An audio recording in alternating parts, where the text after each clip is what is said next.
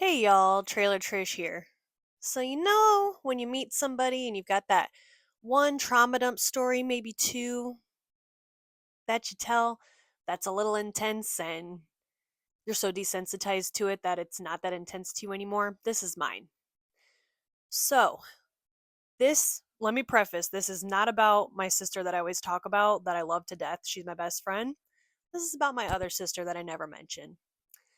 So, I was in a relationship with someone that was a little toxic and he was in rehab and we were having trouble, and I was talking to either my sister or my mom on the phone, I can't remember which, but they decided to come and help me move out of the apartment.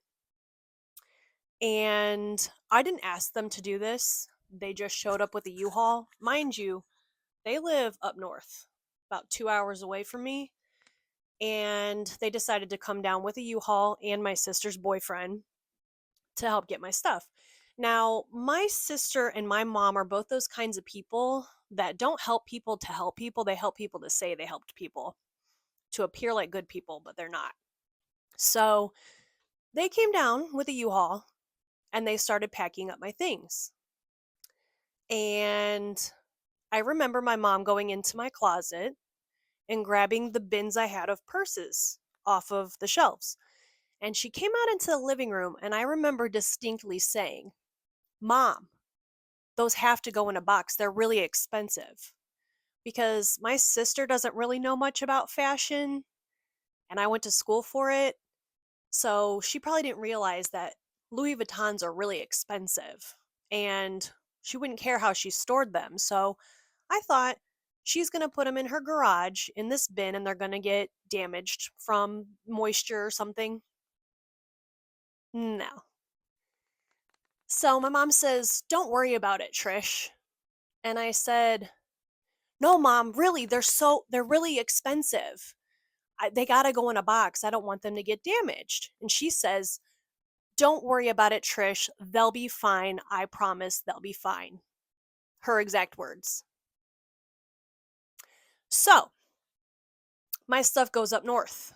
And one day, I get my own new apartment and I go up north to go through my things.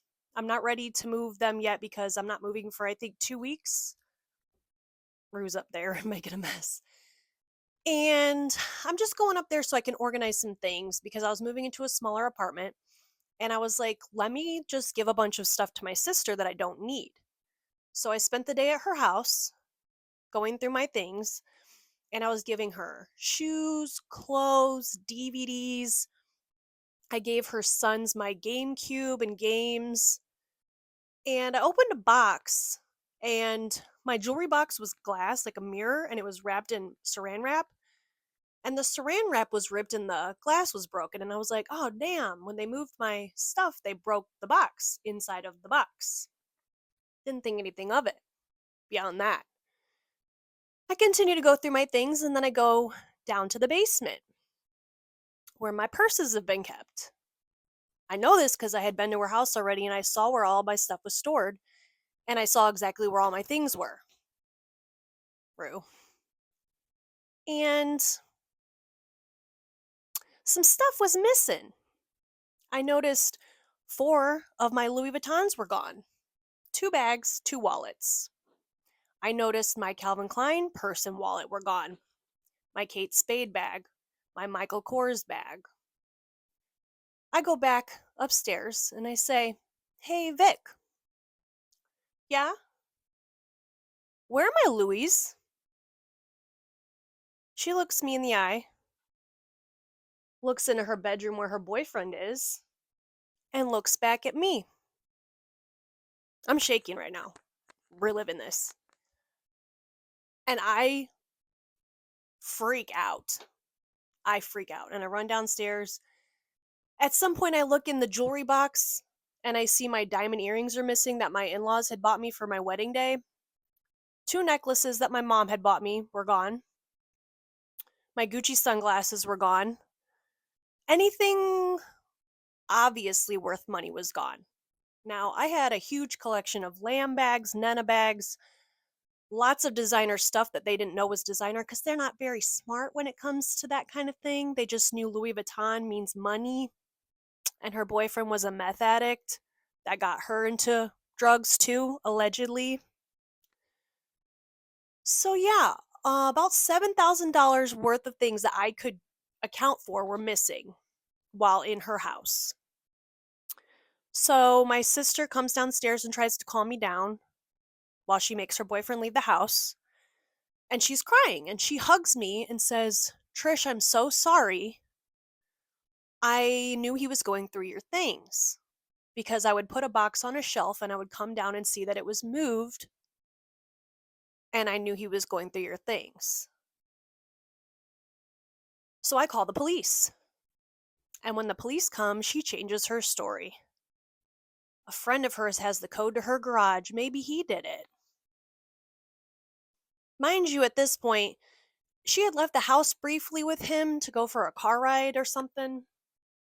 And I went up to her bedroom looking for the bags because I didn't know at that point what had happened to them. I thought, my sister has always, my whole life, taken things that didn't belong to her that were mine. We got in one fist fight as young adults where she had stolen my bra, and our bras aren't the same size. She had bigger boobs than me, but I had the nice Victoria's Secret bras, and she decided to borrow it without asking, and it didn't even fit her, and we got in a fist fight over it. I punched her in the face.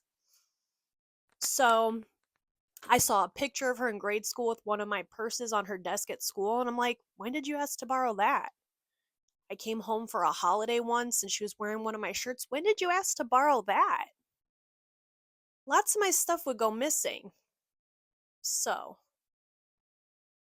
why I didn't think about that before they loaded up a U-Haul, and I told them to their faces, that's expensive. So, cops came, sister told a lie. Nothing happened to the guy. I got in my car and was driving back home, 2-hour drive. Mind you, she was also babysitting my cats at the time until I got my new apartment set up. And I get in my car, I'm driving home, I talk to my mom, and my mom covers for her as well. And I told her, don't ever talk to me ever again. And she said, same. And I was told that the reason she chose my sister over me was because I was able to make it on my own, and my sister wasn't, because she was weak. She had 2 kids by 2 dads, wasn't with either of them. She was with a meth addict, active addict that got her involved in drugs. I called CPS and had her kids given back to their dads briefly till she got her life together. But yeah, so I went to my mom's house before. So she calls me and tells me, you need to get back here and get all your stuff, or I'm going to leave your cats out on the lawn. Blah, blah, blah. So I said, I'll be back with a U-Haul or whatever. I don't know when, it was like 2 weeks later. She made sure that my nephews were not in the house before I was even allowed to go up to it, so I never saw them again. This was about 6 years ago. She had the police there. My on again, off again boyfriend at the time was not allowed to come in and help me move my things. At that point, she had actually taken a rug that, when I found all this stuff missing, this rug was wrapped up in her basement. By the time I got back, she had laid it out in her living room like it was hers. And the police said, you're allowed to go grab your things unless she tells you otherwise. So I start grabbing things I know belong to me, and I go to grab a lamp. And she goes, what are you doing? That's mine. I'm like, no, that's mine. She's like, hey, Rue. She's like, you told me I could have that. Look, I have the text message. Okay, honey, go ahead. Keep that $10 lamp from Walmart.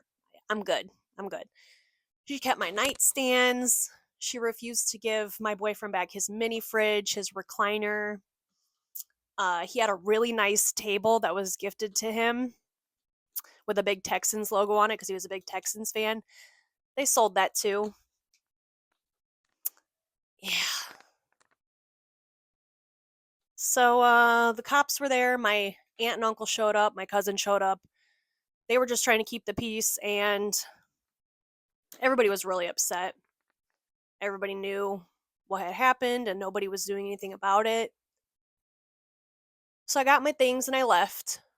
Never saw my sister again, never saw my mom again, never saw her boyfriend again. And kind of a sad twist of this whole story is my boyfriend at the time has since passed away from a drug overdose, and hers has as well, from a GS to the head, from some roommate's baby daddy, allegedly. He apparently was found not guilty. I don't know all the details of that. I just know about he's no longer with us. So, yeah, I hope my sister got off drugs. I don't know if she did. My mom still refuses to apologize to me, and that's all I've ever asked is apologize and or give me back the $7,000+ worth of stuff. Just give me the money, which is never going to happen. Also, when I went back to get my stuff and I had my U-Haul, I made a little detour before I went to my sister's house. I went to my mom's. My mom wasn't home. I went to my mom's house and I did the pettiest thing I could think of. I took every single photograph of me out of that house.